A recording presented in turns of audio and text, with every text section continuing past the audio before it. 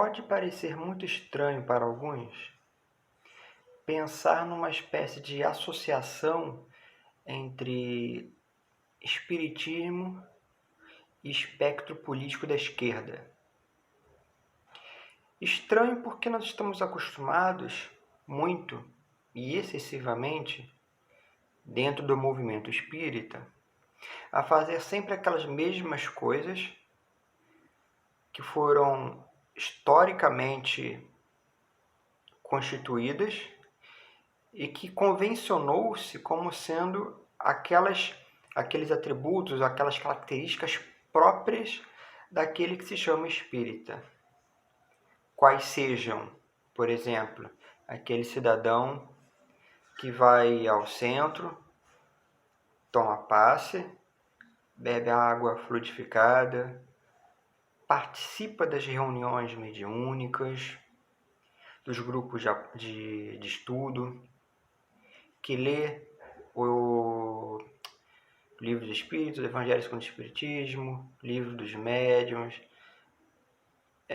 e por aí vai, todas as obras de Kardec, mais as obras complementares, seja do Chico Xavier ou de Divaldo Franco,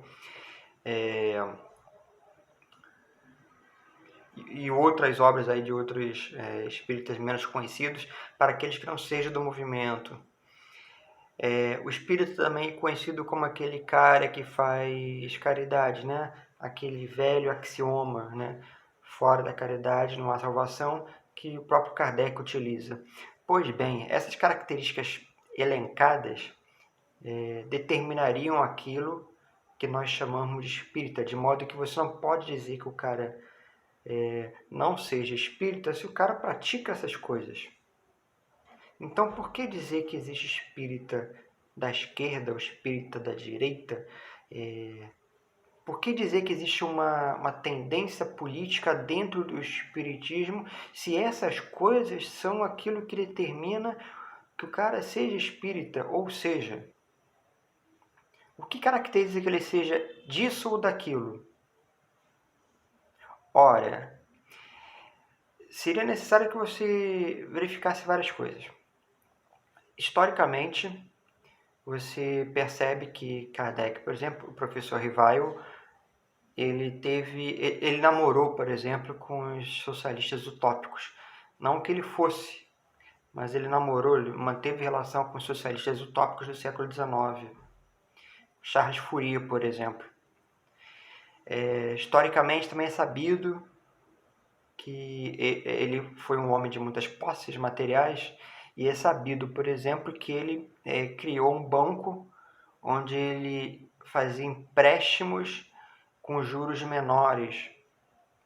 Então ele tinha esse banco não deu muito certo, ele acabou falindo, mas ele tinha algumas perspectivas nesse sentido de fazer com que as distâncias sociais na França, especificamente em Paris, no século XIX, fossem menores.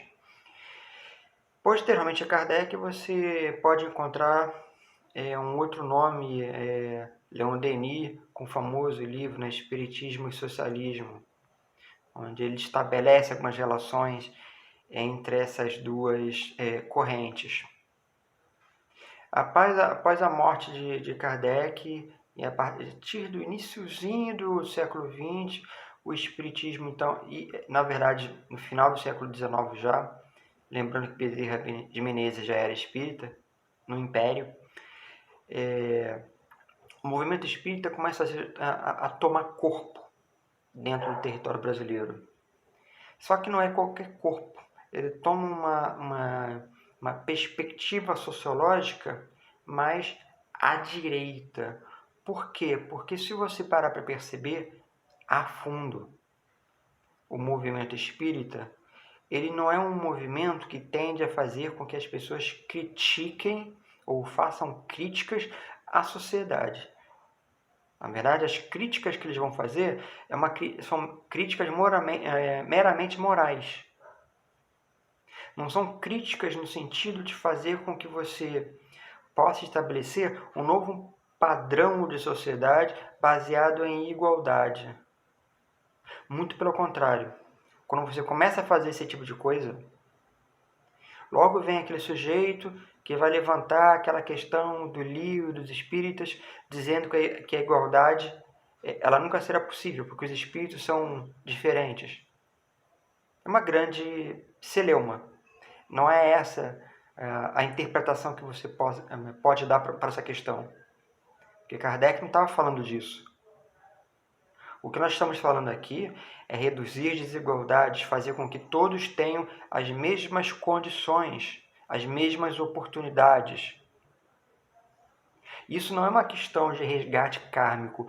Quando você fala, por exemplo, que o cara que você está, por exemplo, o espírita faz muito isso, né?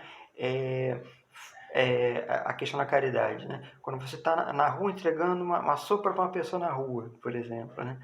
Você não pode dizer que o cara está recebendo aquilo ali por um resgate kármico. Isso é, no mínimo, crueldade. No mínimo, falta de decoro, falta de fraternidade, de respeito para com o outro. Você não pode dizer que aquele que passa por dificuldade está passando por um resgate kármico, quando na verdade você poderia criar condições para que as oportunidades fossem igualitárias. Eu não posso afirmar que um negro no Brasil atual, que mora num barraco, numa favela, com 2 cômodos, 6 filhos, tem as mesmas oportunidades que alguém que estuda no Santo Inácio. E que ele só mora no barraco porque, na verdade, o que acontece é que ele está fazendo um resgate kármico. Isso é, no mínimo, crueldade. O que você deve fazer é críticas em cima da sociedade que você vive, para que você possa estruturar condições melhores, para que essa pessoa não seja explorada, para que essa pessoa não seja sempre submetida àquela situação daquele que sempre recebe. E recebe de quem? Do espírita misericordioso, caridoso, que vai lá e entrega o seu pão. Você percebe a diferença de poder entre aquele que dá e aquele que recebe? Vocês percebem a diferença de status? E quando eu falo status social, eu não estou dizendo que eu me sinto orgulhoso. Não vamos levar isso para o aspecto moral. Os espíritas, de um modo geral, levam isso muito para o aspecto moral e fica muito parecido com os cristãos, católicos, evangélicos, que tendem a moralizar tudo. Então, tente se afastar dessa perspectiva e entender que essas diferenças são assim, não por um plano reencarnatório que você tem que passar para poder encontrar a evolução, mas porque as condições sociais que nós criamos aqui são tais que favorecem que esse tipo de coisa aconteça. Então, nesse aspecto, nós podemos sim pensar realmente em espiritismo de esquerda. Espero que esse vídeo tenha servido para vocês, espíritas, que esse vídeo tenha servido de reflexão sociológica e espero que as coisas possam ser mudadas daqui a algumas décadas ainda. Se você gostou do vídeo, siga o nosso canal, siga a nossa página no Facebook, visite o nosso site, o nosso blog de filosofia, o Portal Velho. Os links estão todos aqui embaixo e nos encontramos por aí. Até a próxima.